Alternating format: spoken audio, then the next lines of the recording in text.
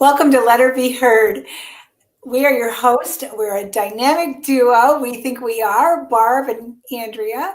And this is the show where we talk about empowering yourself, letting yourself love yourself, giving yourself permission to love yourself with truth and vulnerability.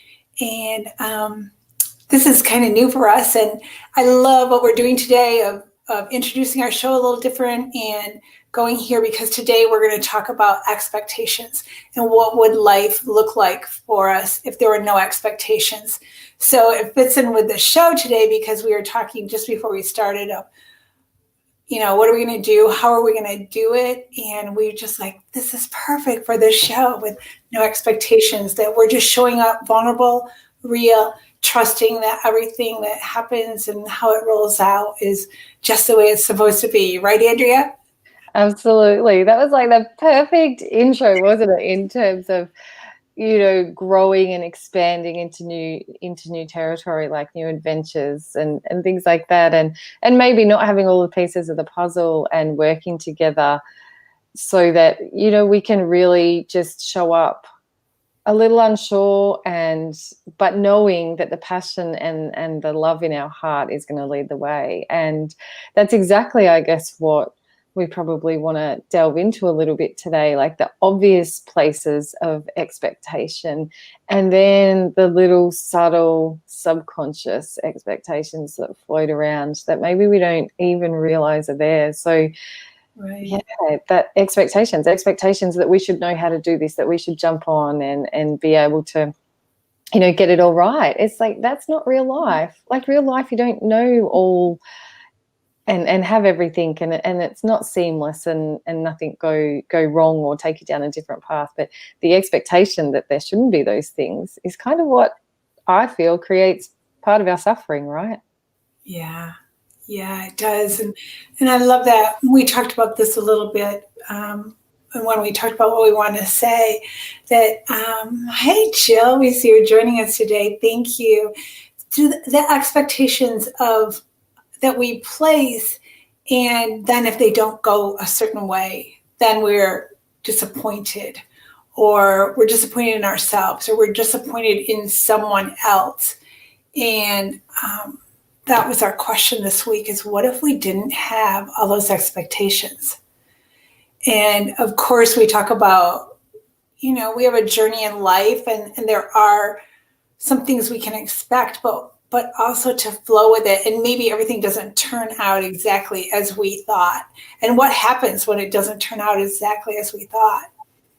And a lot of times, if we don't flow, it causes pain in some way. It causes fear or suffering or relationship issues or a lot of things like that, that if we can let loose of those expectations, we can just flow, and maybe something better than what we were thinking would happen could happen. And so I'm really big on releasing expectation. Yeah, and I was like, as I do, I always ponder our topic. I really ruminate in the topic so that I feel very embodied in what it is I would like to be able to share and feel into with you, Barb. And we do a lot of chatting about our topics prior to coming here as well, which I love. What I like about that, Andrea, is that's usually how our topic comes up. It is, isn't it? And we don't have expectation. We're just talking and like, hey, that could be a good subject to talk about. So. And that's one thing that I really do want to share with our audience and people that are tuning in, because I really feel like Let Her Be Heard and collaborating and connecting with you, Barb, is like a spotlight on the exact topic we're talking about today in terms of no expectations. So we've shared before that, I think maybe we've known each other for 6 weeks now, that our first call, our first Let Her Be Heard, without any of the pretty stuff that you see today, if you're tuning in live to watch us, without any of those things, just us, just you, just me. And our first call was pretty much our second conversation, basically. Mm-hmm. There was just this knowing of, hey, our first conversation was pretty cool. I kind of liked that. do you think that there would be people that would get something from that? And that's what we decided. And every step of the way ongoing there has been no expectation. We have openly said we will flow with this and take it wherever it needs to go. Yeah. If you were to wake up tomorrow, Barb, and decide that this isn't sort of what feels good for you to continue, then I would accept that, and vice versa. And the thing with that is, the thing that I was sort of ruminating on this morning is, and something that I feel passionate about expressing is, that is not to say that you will not feel disappointment or sadness or confusion or a lack of control, or it's not to say that you can't feel. No. It's to say, to recognize and allow, but that suffering, for me personally, comes from holding on to the expectation that it should have been different. Yes. I love that statement, Andrea, because all pain, in my opinion, is the suffering comes from not accepting what is, resisting what is, and thinking it should be another way. And it's really interesting. And it's totally what you're saying about the emotion and the feeling. You have to feel it. You want to feel it and acknowledge it and see where you're at. And, one example that both of us can give really big is our husband's passing. And although there's pain and grief and sadness and all that, the the overall thing of anything like that happening in your life is the resistance to what is. And, we can only say that because we've been there and done it. But you and I both know, we've talked about, as you go down the journey and you start accepting it, the pain lessens. That doesn't mean the sadness and the feeling and the grief. That doesn't, but the pain. And it's, sometimes I hesitate using that example because it doesn't have to be that big in your life. It can be disappointment about, this week is Christmas. Does the dinner come off right? Are the right gifts bought?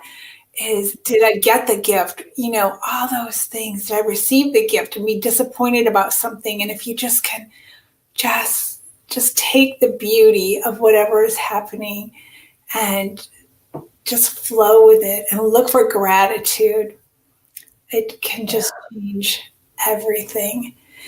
And another thing I wanted to say is, as we talk about no expectation, I think you and I would both agree, and you jump in if you don't, but one thing I do have expectation of is the knowing that we have, which we say is the universe, God, I call it the voice of love, that is going to back us up all the time. That is going to guide us.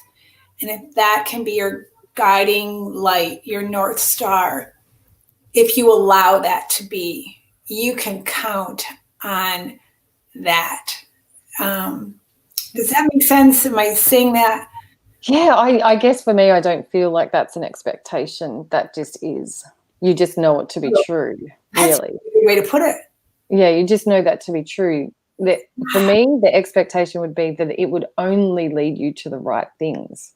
And we know that when we're tuned in, that could be correct. But we are humans, and sometimes it's in our highest good to actually maybe not follow that, or think that that is where we're being led, and in fact it doesn't turn out the way we thought.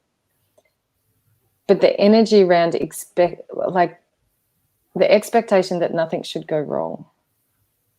My truth is that I understand 110% that things will not always end the way I assumed they might, and that can create discomfort. Yes. But the learning from those situations, and like you say, it is big. It is big to reflect on becoming widowed. But that is the definition, I guess, of learning. to accept what is, and to be able to separate acceptance from expectation, I guess. And that, you know, the word suffering, like pain and suffering are different. As for me, pain is that experience of becoming a widowed and being so out of control and lost and not knowing who I was. I mean, that was excruciatingly painful. Yes. To never be able to see my husband again. Suffering is the time spent not accepting. Like there's a time, and we all have a different timeline. And like we say, it doesn't have to be that big, Bub. It could be that your boyfriend walked out on you. It could be that your, you know, mother-in-law has said something scathing. It could be that your children didn't come first when you expected them. Like, it really doesn't matter, does it? That the suffering comes in the story that we ruminate in, that this should be different. Yeah. That's That's right. suffering. I'm smiling right now. I don't know if our listeners can hear it, but I have little grandsons that live next door to me, and they're playing on my porch now. Can't hear it. I can't hear it. So There's a bunch of noise, maybe, but that's beautiful. You know, it's okay. It's all right. It's part of it. yeah. So, yeah.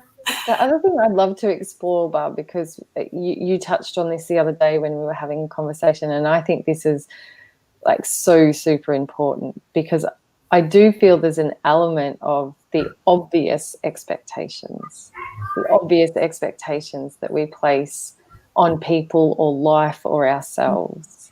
You know, I can only love myself when I drop a dress size. That's an expectation. Yeah. You know, that I should look a certain way before I can feel comfortable. Or, you know, he's talking about Christmas, that my husband should know exactly what to get me, and if he gets a present that I don't like, he clearly doesn't love me. We don't even do presents. This was another interesting conversation with people asking what Andrew and I do, and I'm like, we don't. And because, I don't know, for us, I don't really feel the need to. I feel like I wake up beside a present every day, so it's Yeah. neither here nor there. But you talked about the subtle, I don't even know if you remember this, but the subtle, like, expectations that we might have and what they mean. And it was, and I'd like to explore that with you, that it's the meaning under the expectations of needing to be seen or needing to be heard, or as in when you think you don't maybe have expectations, these subtle subconscious ones. But actually, like last night was a perfect example. I'll try to get to the point because I'm maybe not being so clear. We went to see Christmas lights last night. There's a massive display in some streets here, and I really wanted my teenage sons to come. I really want to make it a family tradition. It'd be lovely to do that just on Christmas. And I could tell that deep within me, I had an expectation that they would come, and that they would want to come, and that they would want to be a part of that and create that tradition. Because to me, that meant that the underlining thing is that we all love each other enough to want to be together and do this thing. That was my underlining thing, is that my son, that would mean my sons love us enough to want to come and be a part of it with my husband and our daughter. And then I realized that's what I was doing.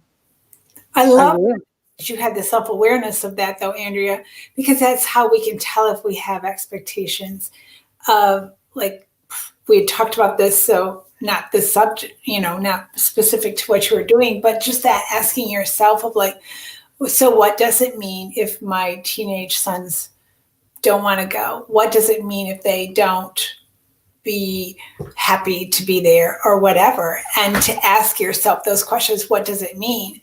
And then to go in and, like, well, maybe it doesn't look like we're a happy family that love each other.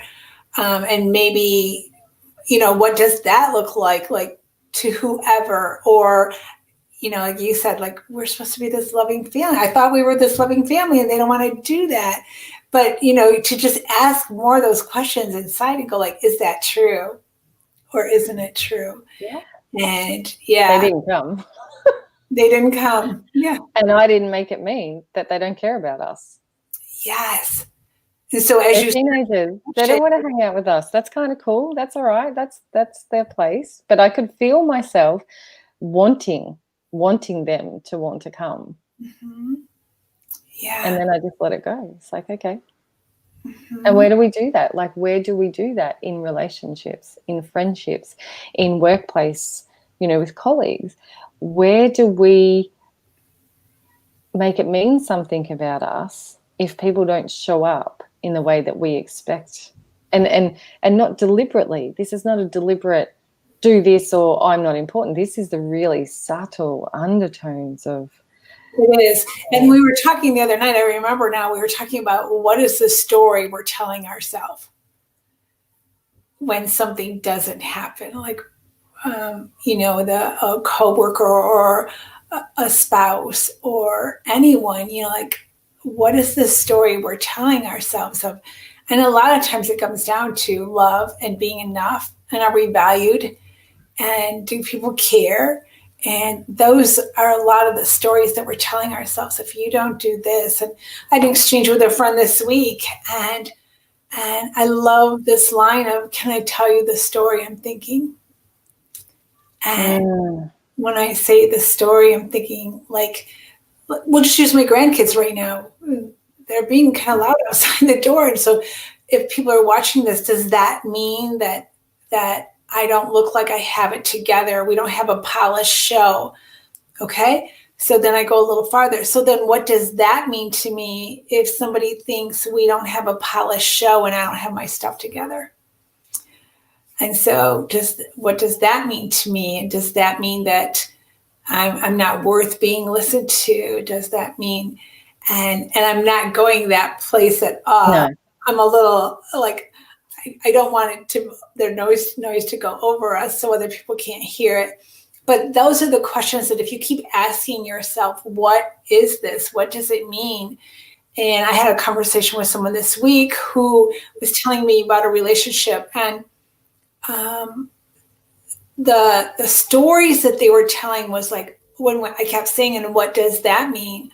And what does that mean? As you keep going through the story, then all of a sudden it comes down to like, oh my gosh, that's what I'm really wanting them to hear, is that I don't feel loved.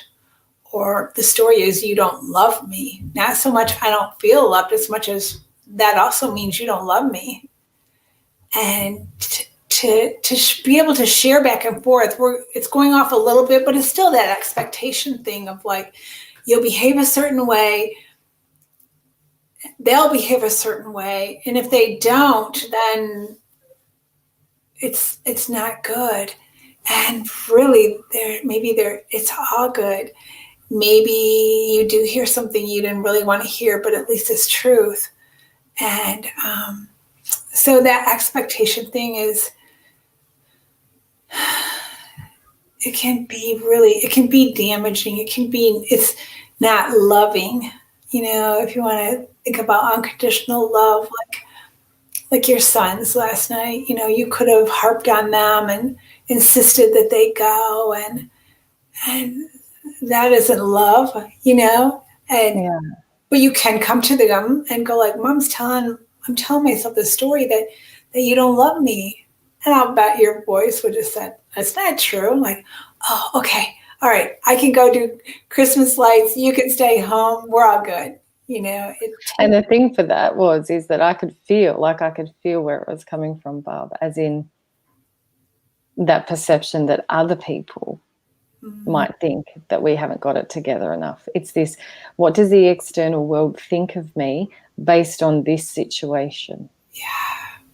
And the antidote, as far as I'm concerned, to that is that we love ourselves enough. Yes. That it's what we know to be true. Mm-hmm.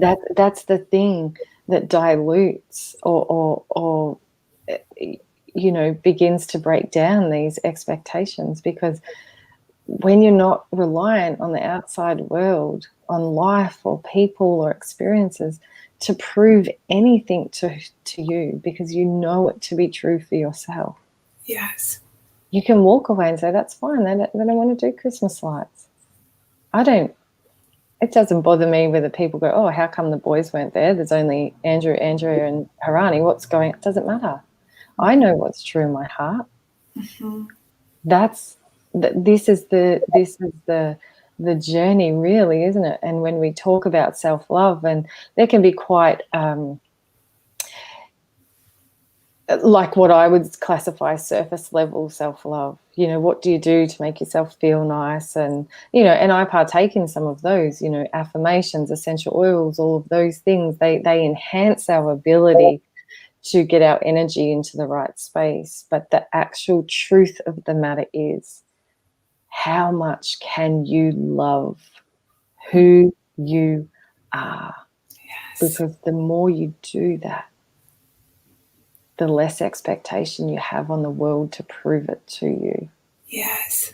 And therefore, you can release people from your own expectations, because we do it. It's the mirror.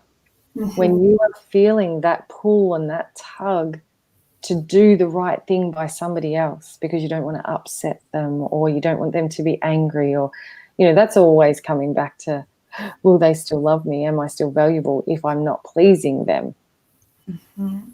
But when you know that, when you just know, you find it somewhat easier to allow people the freedom to be disappointed in you, or Yeah. to be angry with you, or to be upset with you, because you know what's true.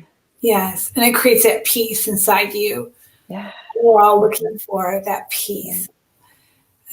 It's so freeing. It's freedom for yourself. It's freedom for those you love.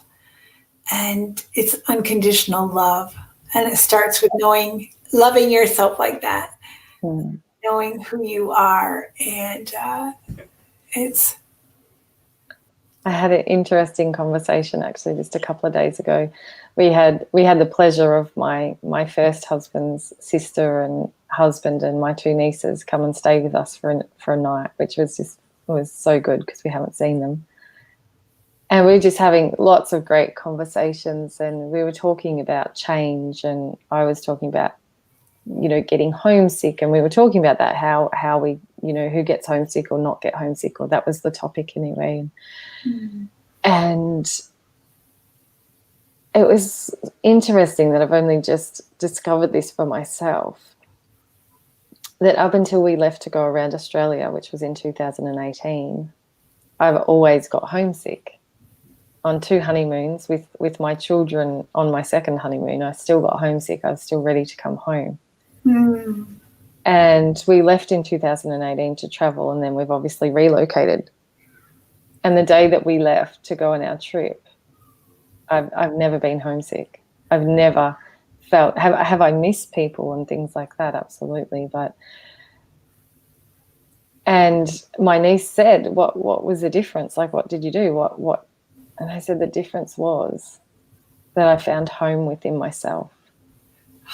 that's so good. There's no expectation. So the way that I see this is, there was no expectation for people or places or experiences to make me feel safe or loved or whole. Yeah. I found home within myself. And so it doesn't matter where I am or who I'm with. That doesn't necessarily mean that I don't miss people, or, No, it doesn't. but when we can find home, or at least begin to build that and start from the foundations up, that's a massive expectation to let go of. It is. Yeah. It changes so much, doesn't it, Andrea? A lot. A Yeah, lot. Yeah. it does. It's like I just said a minute ago, it's so freeing. It's so peaceful. Yeah. It's joyous. It's that abundance of life that we desire so deeply. There's circumstances in life that we want, but when you have this home, when you're home, so much of that other stuff, it flows easily. It or it doesn't matter as much, or it just comes to be easier. It's just, I just can't, I'm almost speechless about how to put into words what that is. It transmutes fear into love and Yeah. fear into acceptance, because the reality is all of that icky uncomfortableness, that like all of those emotions, that the anger, the resentment, the frustration, the confusion, it's just it sticks if you don't transmute it. And that's the important step, is to, you can choose to bypass or transmute. And I guess that's the thing, it's a journey. I didn't arrive to being 39 and leave to go on a trip around Australia just because I woke up one day and I didn't feel homesick anymore. Like this has been like a dedication to who am I, and continuing to come back to who am I. And there were so many unpleasant experiences, I have to be honest, in there to show me who I really was. And sometimes I didn't like seeing who I was or who I was being. But that's my choice to grow and expand and change things and think differently and feel differently. And I guess that journey, like when we're talking about expectations, don't expect that you're not going to actually expect things sometimes. Yeah. Do that, like that expectation of, oh, I need to let go of my expectations. It's kind of like it's a bit of a circle. Like, oh, I'm going to expect that now that I'm aware that I shouldn't expect things, I'm not going to expect things. No, you are. You are. We are. But it's just the journey of recognizing That's what's key. the story. Yeah, just recognize and going like, okay, and that's what we're talking about, feeling it. Like if you try to push it down that you're disappointed or you're sad or you're angry, if you try to push that down without feeling it, that's not what we're talking about doing. Yeah. Like yesterday, recognize, oh, I'm expecting them to come with us. Why am I expecting them to come with us? Because that represents that that they love us enough to be with us. Right. Why is that important to me? Because I want to reflect that we're kosher, that we're a united family and we love each other. But what do I know to be true? And what I know to be true is no Christmas lights, walking up, all isn't this beautiful and pretty, represents the love in my heart for my children or the love in their heart for me. I just know that to be true. And you can really overlay that on any situation, whether that's a relationship or what am I feeling?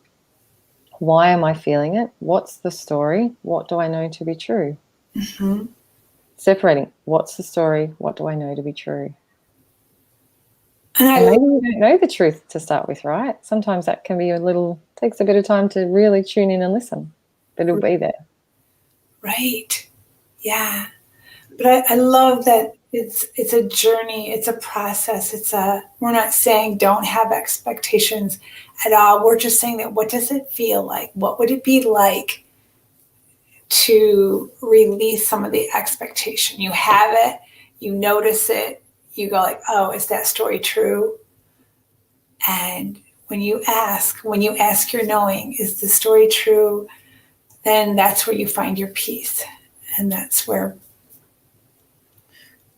because that peace lies in that what you know is you. Mm-hmm. It's all about this.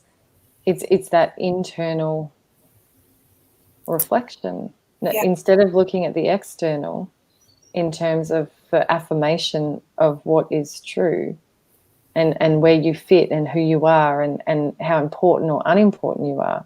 Mm-hmm. Because whatever you think will show up on the outside world. That's one thing I can guarantee. So if underneath you feel like you're not worthy or you're not lovable, I will guarantee you are tuned in to finding the evidence out there. Absolutely. You will have experiences Yeah. that are going to reinforce. Mm-hmm. Yeah. Yeah. So, oh, such an important topic. Isn't it? Isn't it? It so is, because the key to all of it, really, which it sounds so simplistic and yet we know that it's not, is to know who you are. Yeah. To let her be heard is essentially, her is who we are, our heart, our soul, our truth, our love. Yes. And letting that be heard to ourselves and to out there. Yeah. Yeah. And I just said it is simple, but it's not always easy. But it is that simple.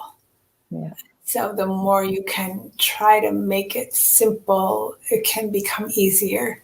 So yeah. Beautiful. Great topic. Awesome. Nailed it. Loved it. So juicy getting into these awesome combos with you and these jam sessions. I personally, I'm sure Barb will as well, but I wish all of our listeners and our audience and anyone that tunes in and is here with us as we share our heart a very Merry Christmas, or if you don't celebrate that, just a very beautiful day of celebration for life and love, connection, collaboration, and just trust. So thank you again, everybody, for being here. And Barb, I wish you the very merriest of Christmases. We are definitely on opposite sides of the world. So I'm got the fake snow with the bubble machine. And you get the real stuff over there. But I hope you have an amazing time with your family. And we'll tune in again next week, no doubt. You too. Love you so much. I'm so grateful for all of our listeners and this is thanks, Jill. Yeah, awesome. All right. Thanks, everyone. Well, next week will be a day early too, right, Andrea? Yeah, let's jam again. Well, Thursday, Wednesday for you. So same time, same place. So awesome. Can't wait. Love you all. Bye.